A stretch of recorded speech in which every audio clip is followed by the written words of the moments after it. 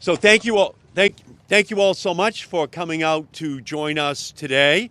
I'm here with my House partner, Congresswoman Slotkin from Michigan, and we will once again reintroduce the Gun Violence Prevention Research Act. We are here today because we are tired of tragedy, because we want to save lives. This important legislation will help us do that by ensuring that there is funding at the Centers for Disease Control and Prevention on firearm safety and gun violence prevention.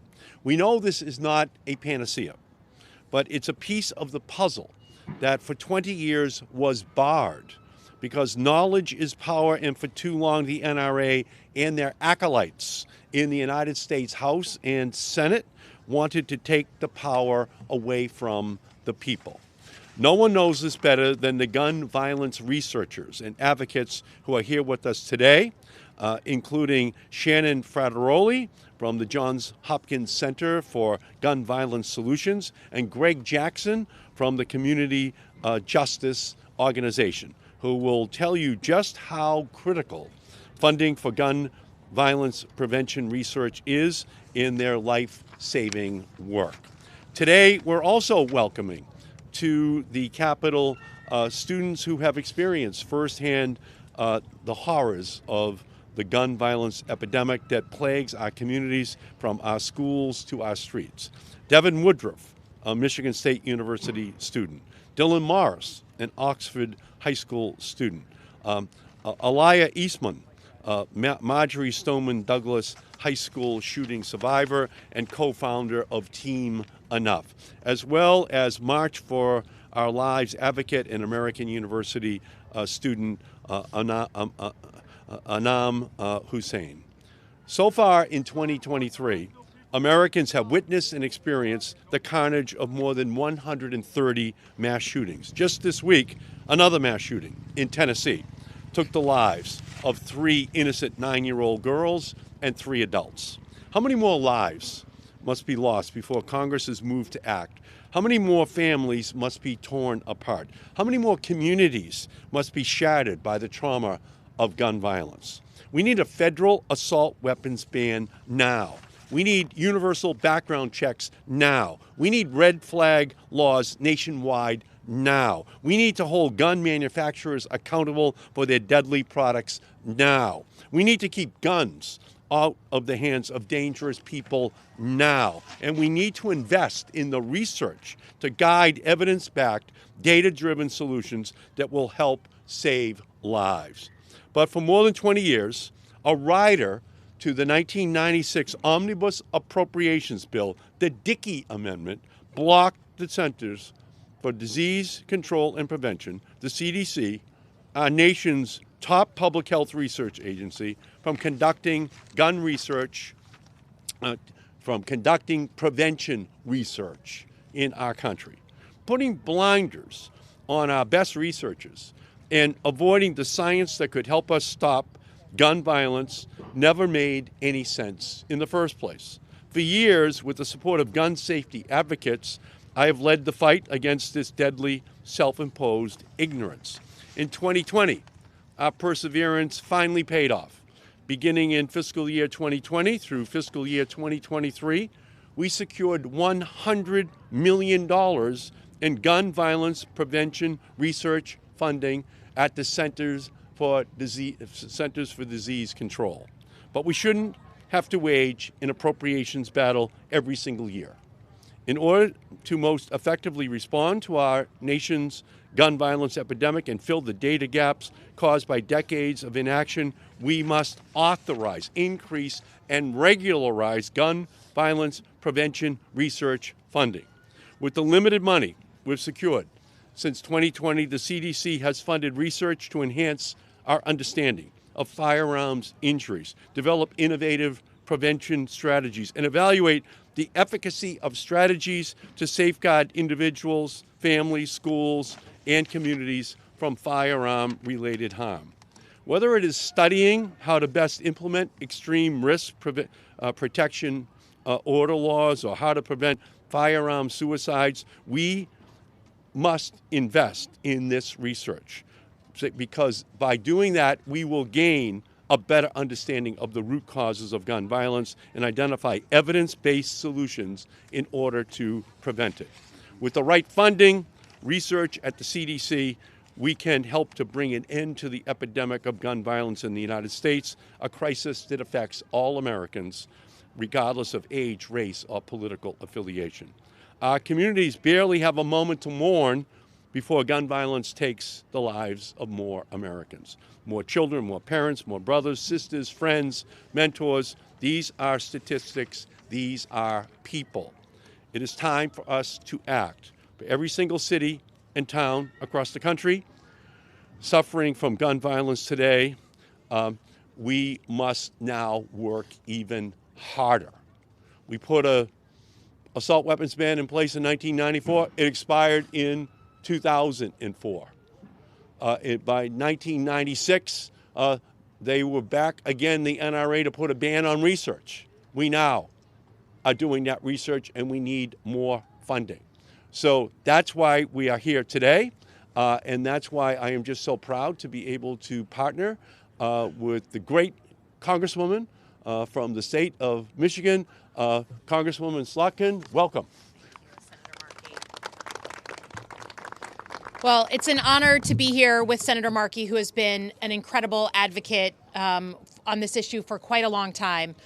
I want to talk a little bit about, as I stand here with all these advocates, about our experience in the state of Michigan. Just over a month ago, I became the first Congresswoman in America to have 2 school shootings in her district. And what's particularly devastating is that these tragedies were 16 months apart. In November of 2021, a deeply troubled high school student opened fire with his parents' gun at Oxford High School and killed 4 of his fellow students. Last month, on February 13th, a gunman walked through the campus of Michigan State University, terrorizing students, putting all of East Lansing on lockdown, forcing a manhunt, and murdering 3 young Michiganders, wounding 5 others before killing himself. And on Monday, another mass shooting at an elementary school in Nashville, resulting in 6 deaths, including 3 9-year-olds. Gun violence is now the leading cause of death for people under 21. That's not politics, that is just fact. And while the news will move on from each shooting, take it from me, our kids and our families who are first forced to endure pain and trauma, that will stay with them for the rest of their lives. I've seen it firsthand at vigils and funerals, community meetings with students and teachers and first responders, the need for long-term counseling, and the fear of public places. That emotional weight from these tragedies is crushing. What we have in front of us is a choice. Do we, as adults, want to step up and do something to fight the biggest threat to our children? Or are we, at this point, willing to ignore the greatest threat to our kids? To make this point, we're joined here today by 2 students from my district. Dylan Morris, one of the students from Oxford High School, who was there at the day of the shooting, and Devin Woodruff, a student at Michigan State who was on campus and in the student union the night of the shooting at MSU's campus. Both of them are here today. I'm so grateful for them and their bravery in speaking up and choosing to help lead the way in addressing this crisis. They are turning their pain into purpose, and I'm immensely proud of them. As a former CIA officer and Pentagon official, I want to be clear that preventing gun violence is a matter of homeland security. The job of anyone in Homeland Security is to protect U.S. citizens in the homeland, and the bill we're here to unveil today is part and parcel of protecting American citizens. Quite simply, the Gun Violence Prevention Research Act would help give the CDC the tools they need to study the root causes of gun violence and help shine a light on the steps we can take to make our communities safer. As a Michigander, I'm particularly proud that one of the academic institutions that does this very kind of critical research is the Institute for Firearm Injury Prevention at the University of Michigan. Now, the U.S. government has long studied and gone after the killers of children. The most clear comparison I can make today is on seatbelts and car seats in the 1970s and 1980s. Back then, the #1 killer of young children was car accidents. No seatbelts, no car seats. The CDC studied why. Why were so many children losing their lives in these car accidents? And the studies were fundamental to a U.S. physician-led push to mandate car seats and eventually seatbelts. With the help of that data from the CDC, we decided to go after the number one threat to kids. And what we are announcing today is the very same thing. Our children are being traumatized and killed in their sanctuaries. And as you will hear, they are asking for our help. As elected officials who have sworn an oath to protect and defend the United States, I can think of no higher responsibility than to protect our children. This should not be a partisan or divisive issue. It is the job description of a U.S. representative. And while certain members of Congress here in D.C. have not yet gotten the memo, the ground is shifting on this issue. And Americans of all stripes, including and especially gun owners, hunters, sportsmen, are demanding basic gun safety measures that will help save the lives of their children. In Michigan, our state legislature is listening to the demands of the public for basic safety measures like universal background checks, safe storage laws, and extreme risk protection orders. We are poised to pass this monumental legislation in the next couple of months.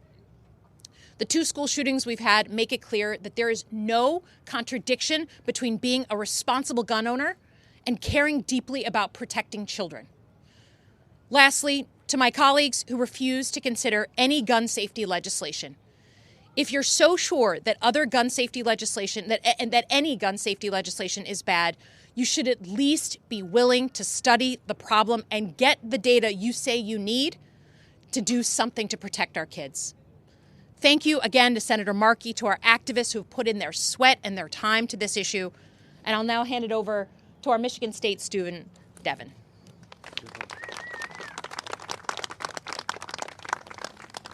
Thank you, Congresswoman.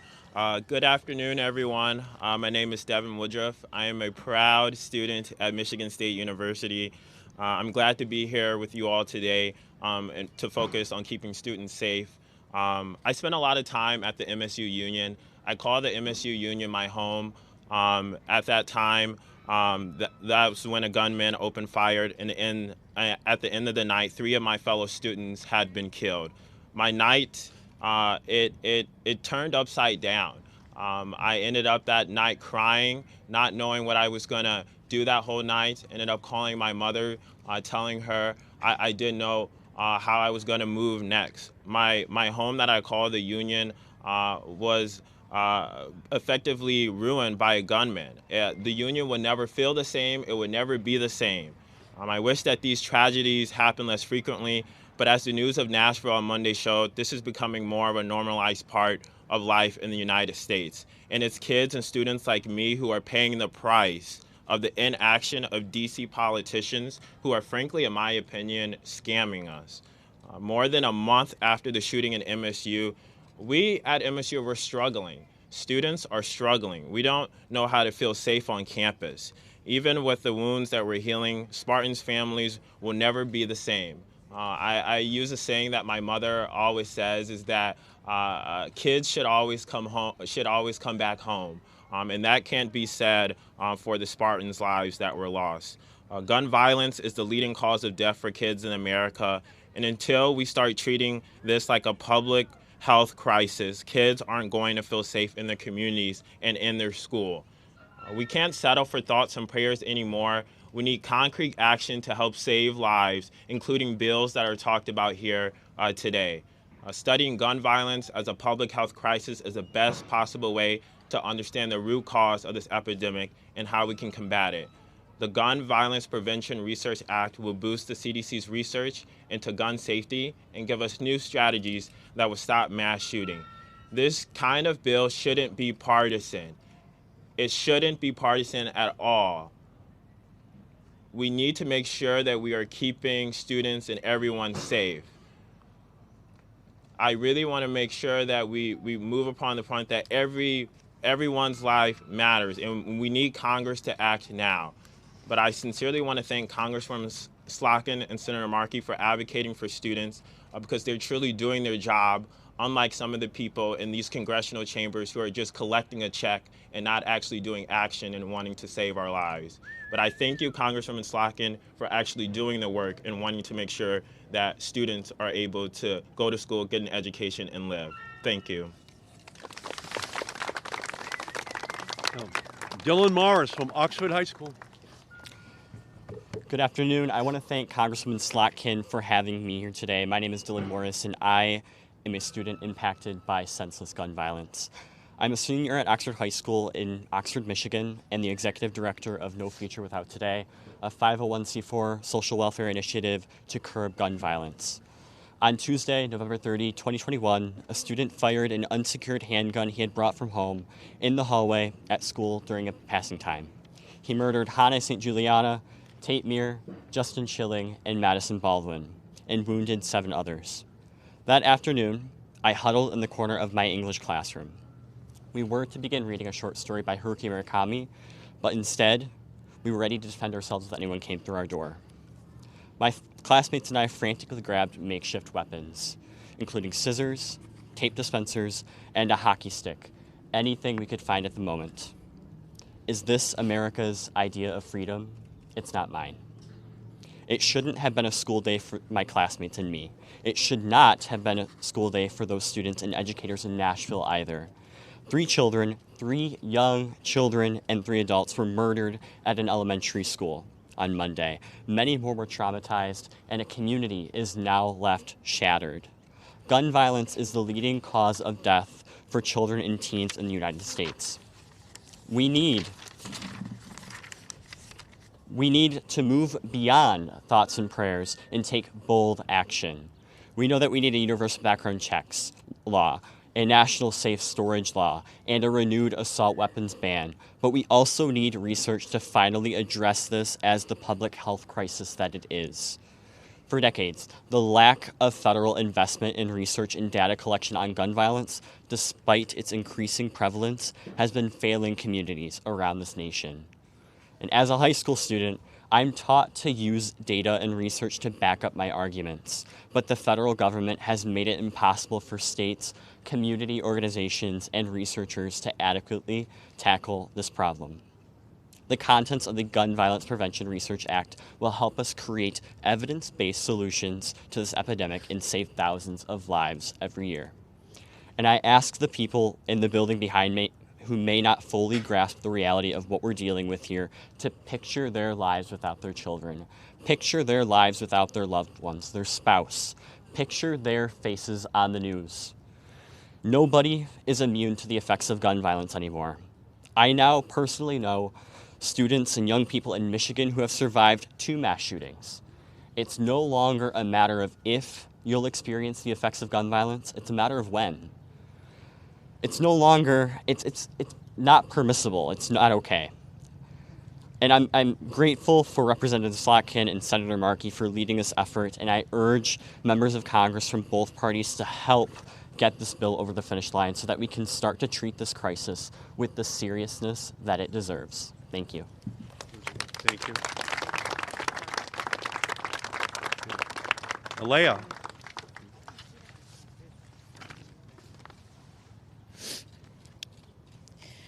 Good afternoon, everyone, and thank you so much for having me here today.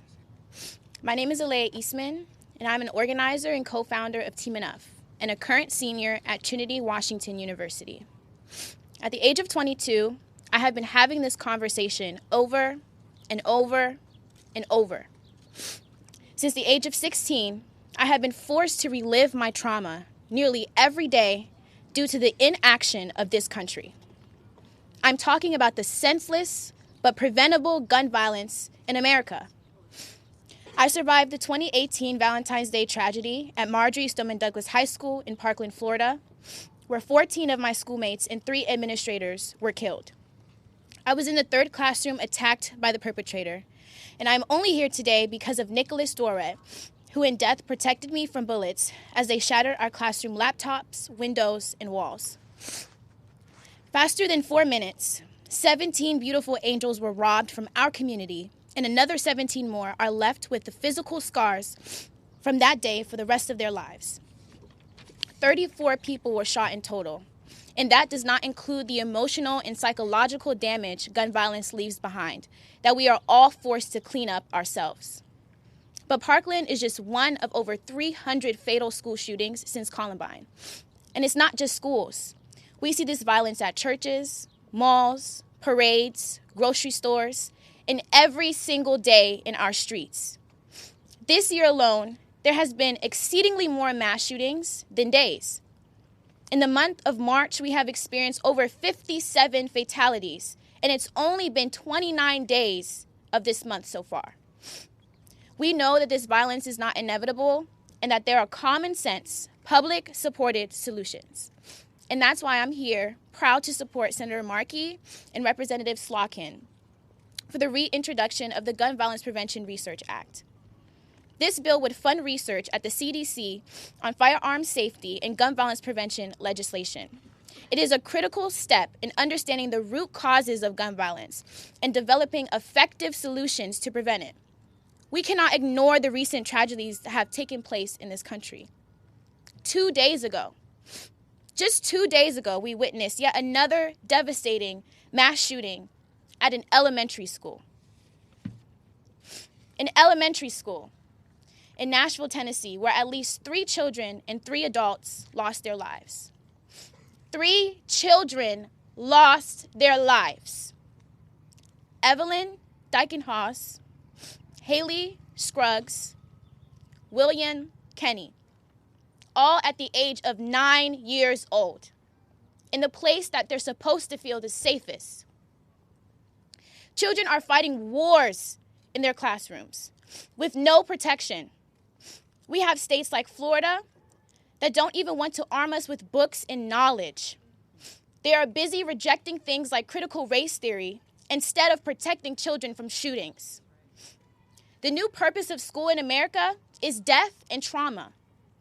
Meanwhile, dangerous legislation is still being pushed through Tennessee and Florida, expanding permitless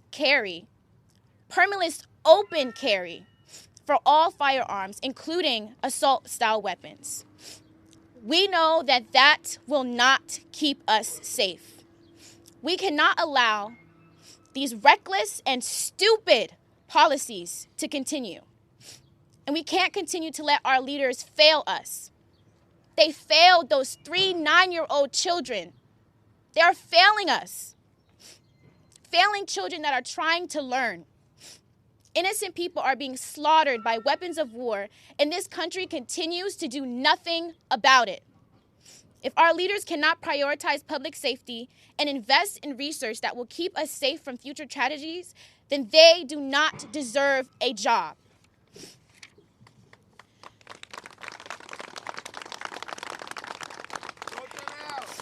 Vote them out. Thank you for joining us in supporting the Gun Violence Prevention Research Act. And let's work together to change the course and culture of gun violence in America. Thank you. Thank you. Now, Greg Jackson, Executive Director of Community Justice Action Fund. Thank you. First and foremost, thank you to the members of Congress for having us here today. My name is Greg Jackson. I'm the Executive Director for the Community Justice Action Fund. And I don't come here by choice. I come here by circumstance. In April of 2013, only 9 blocks away from here, I was shot. And the bullet that hit me hit 2 arteries. And while I was bleeding to death, being transported to the hospital, when I arrived at the hospital, I wasn't met with activists and survivors and supporters. I wasn't met with my doctors or nurses. I was met with investigators. And I went through 3 rounds of investigation while I was fighting for my life, literally bleeding to death. When I finally met my surgeon, he said I only had 26 minutes left to live. And I almost lost my life while being investigated for a crime. And in America, we are in a world where we are thinking about solving the crime first and saving the life second. And that crime-only approach is destroying our communities. Gun violence is a public health crisis that requires a public health approach. Since I was shot, 100,000 people have been shot every single year. That means nearly 1 million individuals have been shot. And these are more than numbers. For me, this includes my family friend Trey, who was shot and killed in Greensboro, North Carolina, my mentee Karan, who was shot and killed 2 weeks after hosting his own Stop the Violence rally here in Southeast D.C., and so many countless others. Gun violence has become the #1 cause of premature death for all youth in America, but it's been the #1 cause of premature death for black youth since 2006. This is the #1 cause of premature death for all black men in America. #2 cause of premature death for black women and for Latino men in America. But yet we haven't seen the action that we need. We have not seen the solutions that we want, and we have not seen the investments that we need in our communities to address this crisis. Research is key because it allows us to figure out what we do not know. But there's a lot we already know. One thing that we know is that this is the least researched cause of death in America of the top 30 causes of death. The least research. There's more research around sepsis. Y'all probably have to look that up, right? There's more research on that than there is on gun violence as a public health crisis. And we know that research equals solutions. We also know that there are evidence-based strategies that don't have enough federal support to be passed. Programs like community violence intervention programs, hospital-based services, victim services, cognitive behavioral therapy programs, so many strategies that are very cost-efficient that if properly invested and supported in could save lives today, but don't have enough research backing to get the support needed in Congress. We also know that gun violence has a real cost. Every year, we're losing over $557 billion from our economy due to the impact of gun violence. That's a very high price tag. And often you'll hear leaders say, well, we don't have the money for it. Or like yesterday, we can't fix it. But if you knew that you could save $557 billion, I think there would be a little bit more energy in Congress to get something done. There's a couple things that I really want to emphasize is that we have the solutions in our hands, but we don't have enough research or activism or urgency in Congress in order for us to get this done. And so I want to thank these Congress folks for stepping up, Senator Markey, Congresswoman Slotkin, for investing in research and pushing forward and giving us the solutions and the background that we need to advance the solutions that we know save lives. Thank you. Beautiful. Thank you. Thank you. Next, we're going to hear from Shannon Frateroli, a researcher at Johns Hopkins University. Good afternoon, everyone. Senator Markey, thank you for having me here. Congresswoman Slotkin, thank you very much.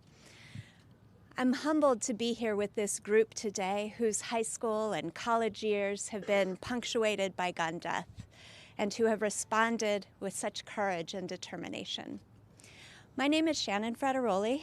I'm a professor at the Johns Hopkins Center for Gun Violence Solutions, where for more than 20 years I've used public health tools to develop, implement, and evaluate strategies designed to prevent gun violence. Up until recently, federal funding to support this type of work was almost non-existent. Efforts to identify solutions were limited to a small community of researchers supported by a dedicated group of private funders who were, quite frankly, outmatched by the sheer size and scope of gun violence in this country. Over the past 20 years, while federal funding has been out of the picture, more than 650,000 people have been killed by guns in the United States. They've died by suicide, they've died by homicide, including intimate partner homicides, and by unintended gunfire in communities all across this country. Many more survived being shot, but sustained life-altering injuries and untold trauma. Even more have lost loved ones to gun violence. Over the past 20 years, as the number of lives lost to gun violence has increased, I have watched year after year as talented early career researchers rise to meet the challenge that is gun violence prevention, only to turn away as they realize that without federal support for this work, the chance to make a meaningful impact is almost impossible.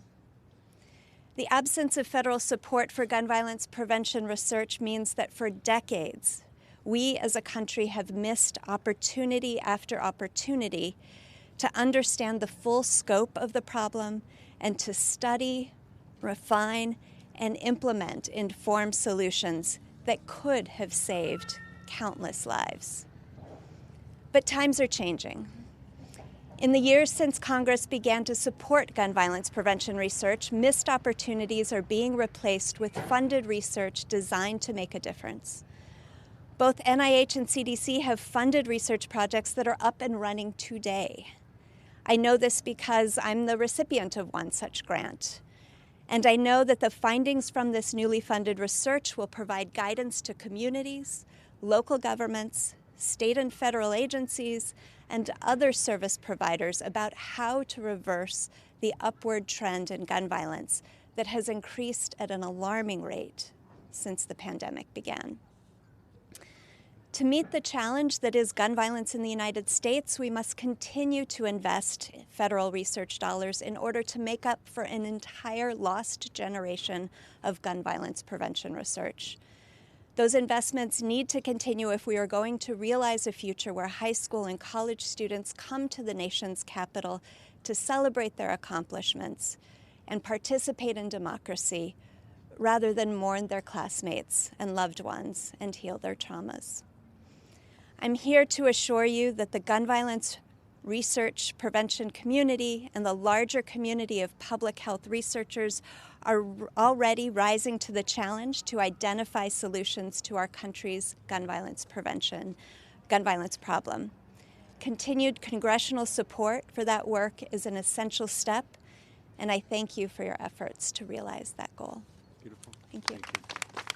Thank you so much. Next, we're going to hear from Anam Hussain. Welcome. Sorry. Hi, my name is Anam Hussain. I'm a student at American University, and I'm here today speaking on behalf of March for Our Lives. Firearms are the leading cause of death for children and teens in the United States. For students like myself, that means we have to live constantly in the shadow of America's gun violence epidemic. Often we are told by passive elected officials who aren't interested in saving lives that gun violence prevention policies do not work, even though they have been proven to save lives both abroad and in the U.S. This lack of initiative from elected officials is why there has been a complete underinvestment in research and data that surrounds gun violence in our country. Without up-to-date data on gun violence, apathetic officials can pretend gun violence is not our reality and they are helpless to solve this issue. That is why I am so grateful today to be here with real leaders and partners in this movement, Senator Edward J. Markey and Congresswoman Caroline B. Maloney, as they reintroduce the Gun Violence Prevention Research Act to fund research at the CDC on firearm safety and gun violence prevention. Funding for gun violence research is critical for our fight to end gun violence. Today's the 88th day of the year, and our country's already been through 129 mass shootings. The headlines from this past week read, Chicago shootings, 12 shot, 2 fatally, and weakened gun violence across city. Another reads, how to talk to children about school shootings after 6 people were killed in the Nashville shooting. 2 children orphaned by gun violence in Louisville over the weekend. And this is only to name a few. This is the United States' current reality, but it doesn't have to be this way. CDC research on gun violence prevention will help us build out evidence-based solutions, and it's one tool in our fight to end gun violence in the U.S. and change our nation's reality. Thank you. Thanks so much. Senator Markey had to run and vote. He's on his way back, but we're happy to take questions from the press for any of our speakers who are up here today. Thanks for coming. Why do you think a public health approach is the right approach to take with gun violence? Well, first of all, I mean, as you've heard, when something is the number one killer of young people under 21, I think it deserves to be researched and understood in a scientific way, and particularly to get at the root causes. But secondly, I think the public health part of it is obvious when you see, particularly in urban settings, the way that you'll have 1 person shot and then 3 people shot and then 5 people shot. It's similar to a public health risk that you might see coming from disease or illness. And particularly in communities that have long dealt with gun violence, there's a pattern to some of these things, particularly in retributive violence. So I think that there's an obvious connection to science and to understanding that is an issue, because my peers are constantly saying, well, this piece of legislation isn't going to work, or this piece of legislation isn't going to get at it. Well, if they're so convinced that not one single bill of the hundreds that have been produced are actually going to do anything, then at least allow us to study it and have some data, if that's a true argument that they're making. So I think it's clear, and as you heard, that was a new fact for me, that it's out of the top 30 ways that Americans die, it's the least researched. I thought that was a stat that speaks for itself. Yeah. What else? Oh, sure. Good clap. Thank you. Yes, sir. What's the message to congressmen like Tim Burchett, who said we're not going to do anything to stop school shootings? It's not hard to understand when the number one killer of children under 21 is gun violence, and legislators who are elected refuse to talk about gun violence. That's not a hard equation to understand. That means that they are so scared of their base, they are so scared of being primaried from their right, they are so scared of losing the privileges of this job that they would rather ignore it, wait for the cameras to go away, and live another day than do something to protect children. And as someone who, just like these guys, swore an oath to protect and defend the U.S. Constitution, it is at this point, for me, dereliction of duty for these folks to refuse. And I'm not saying we have to agree on every single bill. That's not what this place is about. This place is about debate and negotiation and compromise. But they refuse to come to the table. They refuse to offer their own ideas. They refuse to acknowledge the base problem. So I'm a Democrat who represents a Republican-leaning district. That is, I grew up with guns. I feel, we have a ton of folks who believe passionately about the Second Amendment, but that does not mean that responsible gun owners don't also want to protect their babies in schools and in their communities. Yeah. What else? Have you spoken to any Republicans about this research bill? Do you have any reason to believe they would be on board with it? Last Congress, we had a number of very brave Republicans who did vote on a lot of legislation on appropriations related to gun violence. From my own state of Michigan, we had Fred Upton, who is retired. Unfortunately, many of those brave Republicans aren't back in Congress. So the people that we always went to, who were sort of the leading edge on bipartisanship on this issue, have either been primaried and are not here, or they've chosen to retire rather than be in a climate that's this polarized. We have constantly reached out to our Republican colleagues, begged them to come to the table on something as simple as universal background checks, right? You're going to buy a weapon, go through a background check. You say you care about mental health and you think that's the problem? Great, let's do a background check for people who buy guns on the internet, who buy guns at a gun show. But their resistance is to every single bill. And that, to me, tells me they're not serious. They're not ready for a real conversation. They're just here to enjoy the privileges of this place and not do their job and protect young people. Yeah. Anything else for our speakers? Well, I know Senator Markey's probably hustling to get back here as fast as he can. I don't want to hold people. You see him. Okay. Well, we'll all stare at him awkwardly as he walks across the plaza.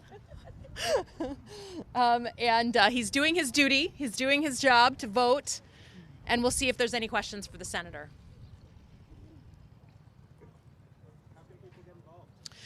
Well, let me ask the other organizations here to come up and speak and talk about how to get involved. All right. Hey, so first things first, if you want to get involved with Community Justice Action Fund, you can follow us at CJ Action Fund, www.cjactionfund.org, excuse me. We also have a really important research project called the City Violence Prevention Index Report, where we looked at the top 50 cities most impacted by violence and assessed what are they investing in to address violence beyond policing.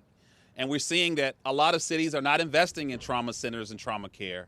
They're not investing in access to resources. They're not implementing anti-bullying policy. So we encourage you to look at that report to learn more about the strategies and what we're trying to build on with this research.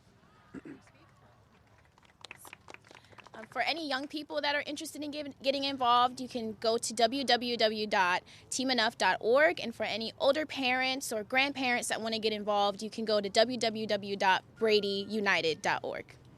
Beautiful.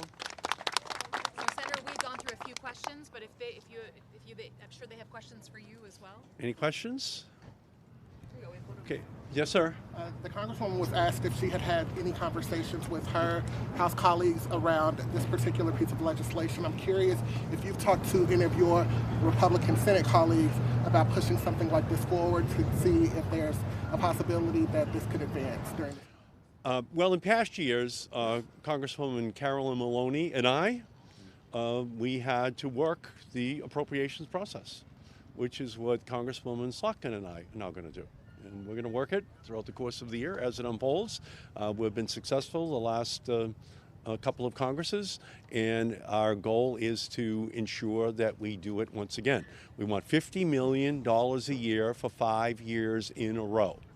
Research is medicine's field of dreams from which we harvest the findings that give the information we need in order to prevent the unnecessary death that is occurring in our country right now. And we're very optimistic that we will be successful once again. And Congresswoman Slotkin is a hero in the House, and she has an incredible story to tell from her home state. But there are many other stories from every other state, and we intend on capitalizing upon that politically to get the funding which is going to be necessary. Because research without funding is an hallucination. So we have to get that funding made available. Thank you all so much. Thanks for being here. Thank you.